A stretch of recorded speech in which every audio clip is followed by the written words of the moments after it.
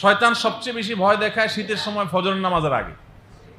ফজরের নামাজের আগে দেখবেন, শীতের সময় বলে কথা না, সারা বছরই 24 ঘন্টার ভিতরে সবচেয়ে আরামের ঘুমটা কোন টাইমে হয় জানেন?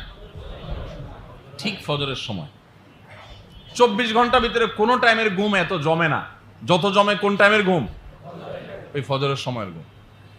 যেই লোকটা মোবাইল টিপতে টিপতে, ফেসবুক টিপতে টিপতে রাত 12টা 1টা 2টা মোবাইল একবার রাখে, ঘুম আসে না, আবার হাতায়, আবার রাখে, আবার হাতায়, ঘুম আসে না, এই কপাল পোড়ারও দেখবেন ঠিকই ফজরের সময় আসে কি আসে না বলেন?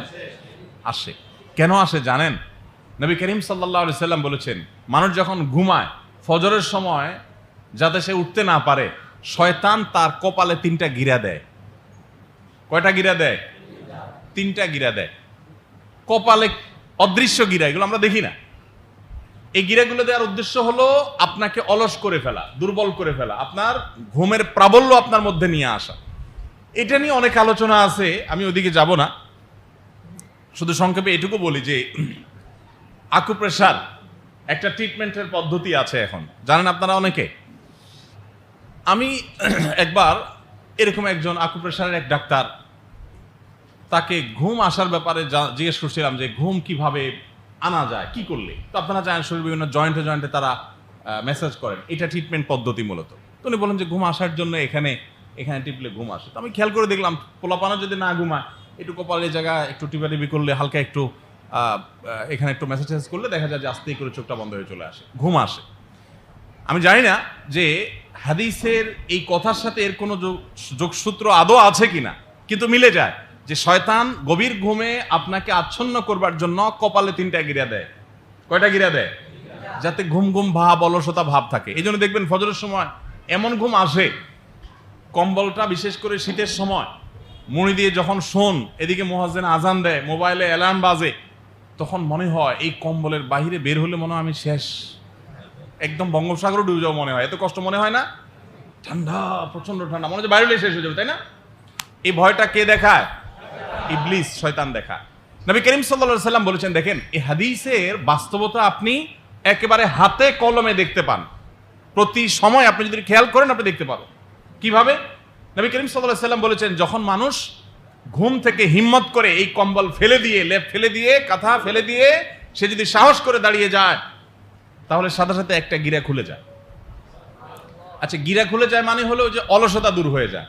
এই জন্য একটু খেয়াল করে দেখেন যে শীতের সময় যখন ফজর পড়তে কষ্ট হয়, মনে হয় শয়তান আপনাকে বলে যে উঠিস না, উঠছস তো লাইফ শেষ, কি ঠান্ডা, খেয়াল করছস?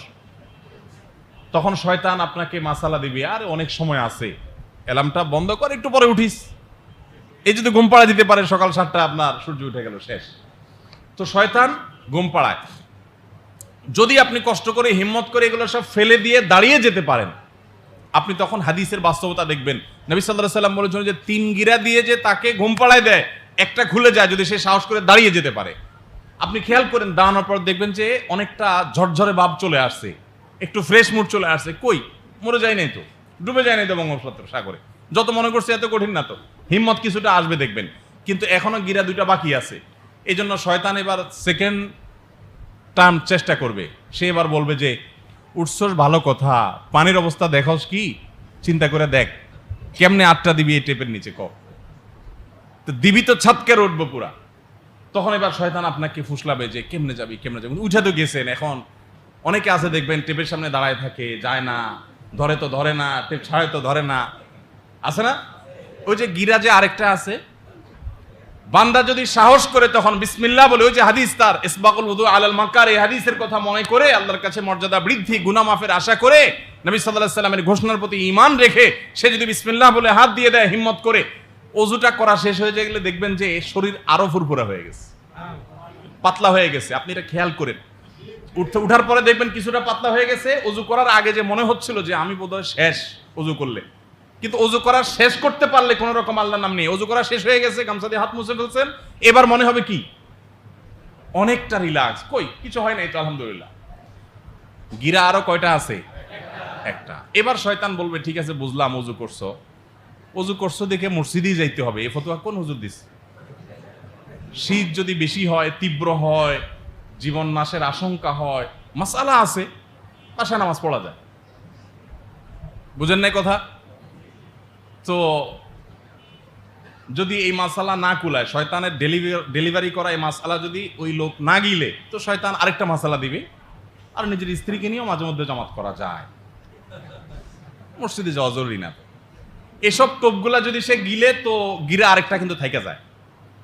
আর যদি সে হিম্মত করে বের হয়ে যায় এবং জামাতে সামিল হয়ে যায়, নামাজটা পড়ে ফেলে ফজর নামাজ ভালোভাবে, এরপর নামাজটা পড়ার পর তার 3 নম্বর গিরাটাও খুলে যায়। আপনি একটু খেয়াল করে দেখেন, যারা নিয়মিত ফজর পড়েন বা যারা পড়তে অভ্যস্ত না, তারা একটু খেয়াল করে দেখেন এই গিরাগুলা খোলার যে কথা হাদিসে বলা আছে, এটার বাস্তবতা আপনি ফিল করবেন যে আপনার শরীরটা পাতলা হয়ে গেছে। ফজর নামাজ যারা পড়েন তারা বলতে পারবেন, শীতের সময় বিশেষ করে, যে বা গরমের সময় যখন কষ্ট হয়, উঠতে খুব কষ্ট হয়, এরপরে যখন অজু করতে আরেক কষ্ট হয়, দুইটা পরে একটু ফুরফুরা ভাব হয়, কিন্তু এরপরে অলসতা থাকে। নামাজটা পড়ার পর যখন বাসার দিকে যায় ফজর নামাজ আদায়কারী মুসল্লি, নামাজ পড়ে যাওয়ার সময় আল্লাহর কসম আমি তো ফিল করি যে পুরো শরীরটা যেন পাতলা হয়ে গেছে। মানে ওই যে ঘুম থেকে উঠার আগে কম্বলের ভিতরে থাকতে শয়তান যে আমারে ফুসলাইছিল, ভয় দেখাইছিল, এখন মনে হচ্ছে কই, আমি তো পুরো ফ্রেশ মুডে।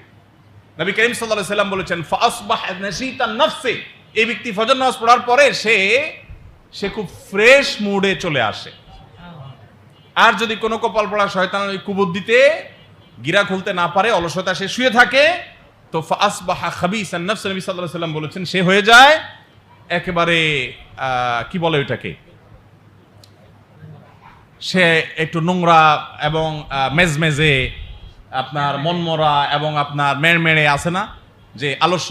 খেয়াল করে দেখেন যে আপনি সকাল 7টায়ও যদি উঠেন, ফজর নামাজ পড়েন নাই, 7টা 8টায় উঠছেন, আপনি ঘুম পুড়ে গেছে, 8-9 ঘন্টা ঘুমাইছেন, সব ঠিক আছে, এরপরও আপনি দেখবেন এক ধরনের ইমানদার এটা ফিল করে, বিশেষ করে ইমানদার এটা ফিল করবে, নামাজি মানুষ ফিল করবে যে তার ভিতরে এক ধরনের অস্বস্তি আছে, এক ধরনের মনে হচ্ছে যে আমার ভিতরে কিছু একটা জিনিস যেন বাকি আছে। কিন্তু নামাজটা পড়ে ফেলছেন, রাত যদি 3টায়ও শোন, 2টায়ও শোন, ফজর পড়ার পর এই যে ওযু হলো, নামাজ পড়লেন, বের হওয়ার পর আপনার ফ্রেশ মুড মনে হবে। অতএব শীতের সময় কষ্ট উপেক্ষা করে ওযু এবং ফজরের নামাজ, এগুলোর প্রতি খেয়াল রাখবো তো ইনশাআল্লাহ।